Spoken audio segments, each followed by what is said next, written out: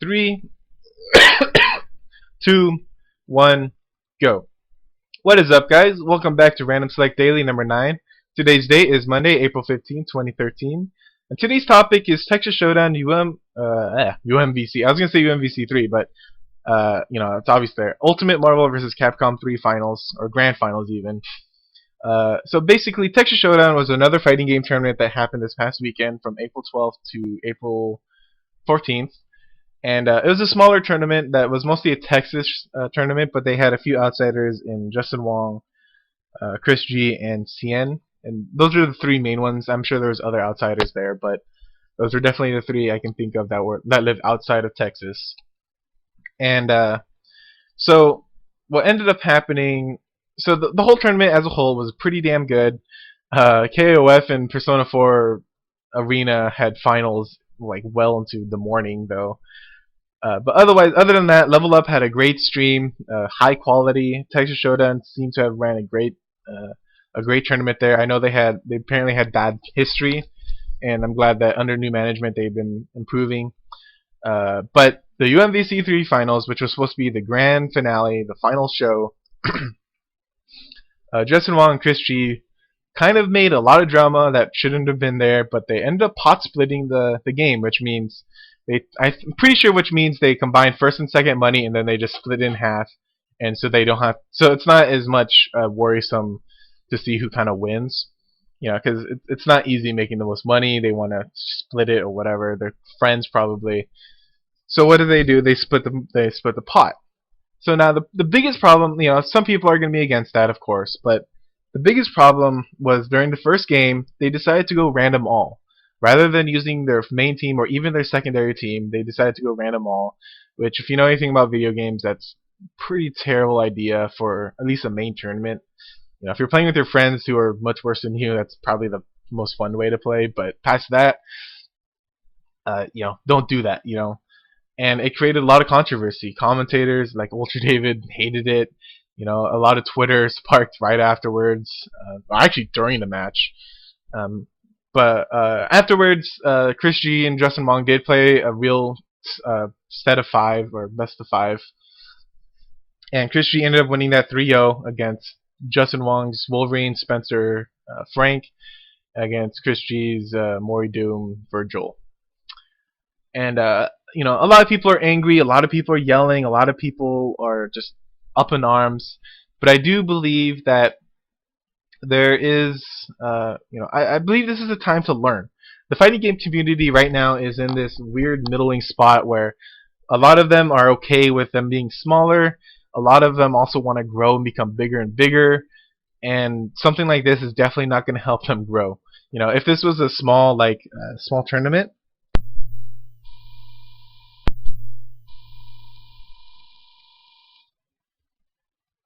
I think most people would have been okay with them, pot splitting and just sharing it. I know Canada Cup or April Duels 2 the week before, also had the same incident, sort of.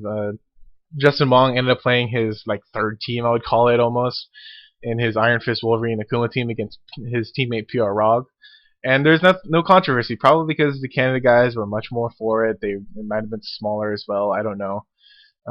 But yeah, so not a lot of people liked this version especially, and I feel like this is a time to learn. So let's stop yelling, let's talk it out and learn from this experience.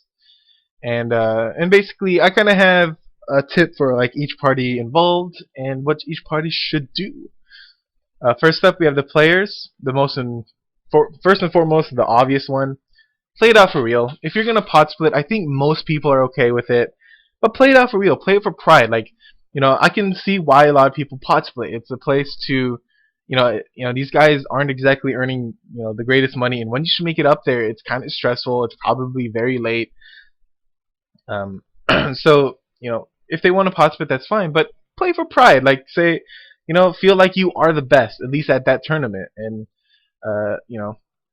it's a little sad that they didn't. I think and that's definitely the most enjoyable thing to watch. So, next time, if you are a player, whether you're Justin or Chris G or any player in Grand Finals that is being streamed, even if it's as small as 100 players or 100 viewers, play a real match. You know, these guys have been supporting you, watching throughout the series. These guys are probably, a lot of them are probably followers of you on Twitter and probably maybe have donated to you. Play it out for real. You know, yeah, it's definitely fun to watch when you're playing casuals with online or with your, you know, with your roommates or friends or something like that. It's fun to watch Phoenix Wright come out or something like that. But past that, if you're in the grand finals, there's 15,000 viewers watching. Don't play random all. At the very least, play your secondary, maybe even tertiary, third teams. You know, just kind of like April Duels. I think Iron Fist, Wolverine, Akuma is definitely not Justin Wong's strongest team, but it's a decent team. So, you know, random all. The biggest problem with random all is that there's no synergy necessarily between the team. But yeah. Next up, this is kind of maybe more of my personal one. All the other ones will be kind of obvious, but has to do with the commentators, and especially Ultra David. I don't know if Ultra David ever sees this, but basically, don't stoop to the player's level. You know, when Ultra David was commentating this match, he did not like what was going on. He wanted them to play for real, and then he ended up deciding to not care about the grand finals, which is fine. You know, if they decided to do random all for all three matches, I would have been okay. You know, they don't. It's really hard to commentate something that the players don't even know what they're doing. But if you're commentating, and then they ended up actually switching to a real game, which they did, you shouldn't stay at that level. You don't stay at the player's level when they already left that level.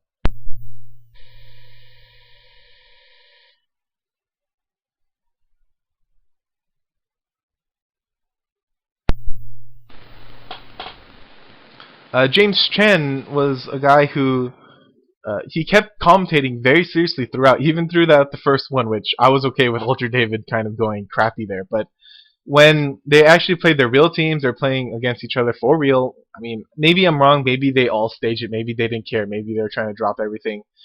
But I doubt it. You know, Ultra David was starting to act like they hadn't dropped anything that whole day, and all of a sudden they dropped stuff like, you know, they weren't exactly dropping the easiest stuff, like, you know. Uh, and I just kind of want to say commentators are almost just as important for making grand finals as exciting as they are.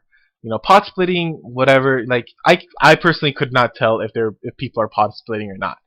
You know, when they do random select all, of course I can, but if they're playing their real teams and they're playing it out and they don't really drop any obvious combos, it's hard to tell. Like, uh, but with Ultra David, you know, when they ended up playing for real, the tournament organizer said, no, that game doesn't count. Play with the real teams, and they ended up playing 3 games, even though they tried stopping after the 4th game, or during the 4th game, before the 4th game, I guess. They did play a real 5-game set, and Chris G won 3-0, and James Chen kept serious throughout the whole thing, commentated like it was a real thing, which it probably was in my opinion. But the problem was like, so the biggest 2 things I can say is that when Ultra David was commentating with him, when they dropped the combo, he decided to act like they had never dropped a combo ever in the world, and they obviously did it on purpose, which makes the grand finals feel even worse. But when James Chen was going, and then something cool happened, and Ultra David was like, "Wow, that was actually pretty cool," you know, it felt like a real grand finals again. But then he would go back and swoop down and start eating his pizza and kind of, just kind of screw around. You know, I'm glad that he was very passionate about this, and I hope he went to both Chris G and Justin Wong and said, "You guys got to cut this crap out. You know, you guys had 15,000 viewers watching you, and you gave them probably one of the worst games ever, right? You showed them a pool match, and that's not what people want from grand finals. Like, I know you guys end up going to your real teams, blah blah blah, do it beforehand, yell at them when they're playing their game." During their bad game, but when they're playing their real game, you know, you were just as important to make it exciting. And I hope, and this is for any commentator. I just Ultra David was, of course, the one that did it that time. You know, if you're a commentator, you know, if it's a fake match, whatever, you know, I'm not gonna get mad because no matter how good of a commentating you try, people are gonna know it's fake. But if you're playing the real teams, even if it's fake, you can make a fake stage match look real, right? Yeah, it's kind of what wrestling is, right? Like it's this fake thing that you can make, that commentators make it sound so real. Well, they kind of do. But yeah, so if you're a commentator, don't stoop to the player's level. Be professional. You can make the production slightly better, right? So that's all I wanted to say about commentators. Next up is the tournament organizer, and I'm gonna straight up say it right now. This had nothing to do with the tournament organizers. This is not none of their faults. But I do believe that with this being a learning experience, that you can. This is a time to kind of learn from it. And tournament organizers definitely have the most power to stop this. Commentators, they can try yelling at the players. The players can, you know, there's still gonna be players out there that want to just screw around on the grand finals if they make it there. But tournament organizers can make a rule for this. My favorite rule I think that all tournament organizers should have is that number one rule: I'm the tournament organizer and I could do whatever I want. Basically, if I wanted to go in grand finals and say this is my finals, maybe say it in a more polite way, but if you start playing grand finals random all, I have the option to go up to you and say, no, stop this crap, play for real. If you're pot splitting, fine, but play for real. Stop the game. And that's kind of what they did. They said that first game did not count. Play the next. Play a real set of 5 with your real teams. Give these viewers that have been watching all weekend a real show. And that's kind of what ended up happening. If you make rules to stop this, you can stop it in the middle of the game and say, no, cut this crap out. I'm sure a lot of people would be happy about it. I'm sure people would. The grand finals would feel a lot more legitimate again afterwards. And so yeah, so tournament organizers for Texas Showdown, definitely not the fault. The new management, they couldn't have planned for everything. But if you make a rule like that, I would love for the tournament organizer to say, like, I can step in, I can have anyone step in and say, cut this crap out, and play for real. And to even to an extent, maybe another rule could be of, like, you have to, when you sign up, you have to give the characters that you'll probably end up using, and maybe make it where you can switch, but you have to give a really good reason, like, oh, these are my 3 teams, but they don't work against a Chris G. I didn't expect to play him. Can I switch to this team, which is not quite as done, but I know it's a team that I've been practicing against Moridoom or something like that, right? And if it's a good enough excuse, the tournament organizer will allow it. Or even if the tournament organizer is, maybe they're just nicer and they don't really care that much. It's a smaller tournament, maybe. Allow them to do that anyways as well. But yeah, basically, tournament organizers not at fault, but they definitely have the power to kind of fix it. And then last but not least, we have the viewers. And basically, I just want to say, don't overreact. Justin Wong has already come out and apologized a couple of times, and he said it's never going to happen again. Granted, I can't say if he's really remorseful.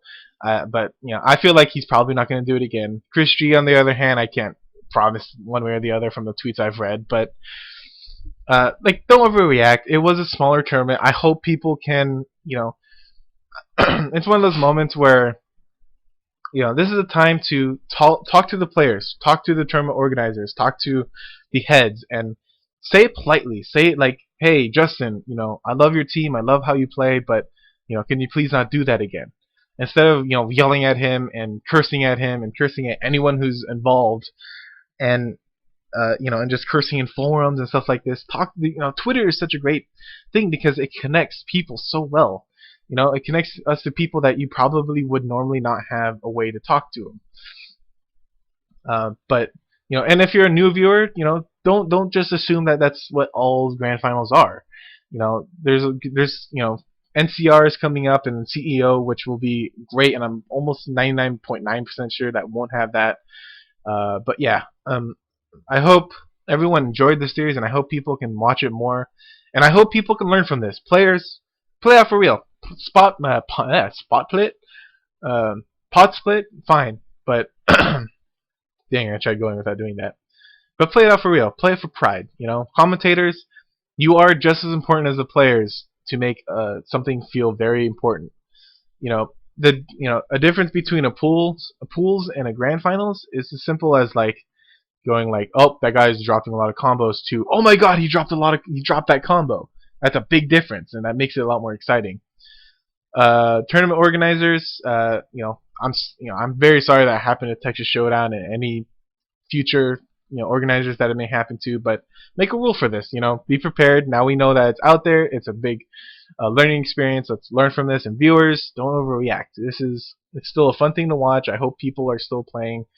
And yeah, yeah, I think this is a great time to grow, and I hope the fighting game community can answer. Anyways, I hope you guys enjoyed, and I will see you guys all later. Alright, bye.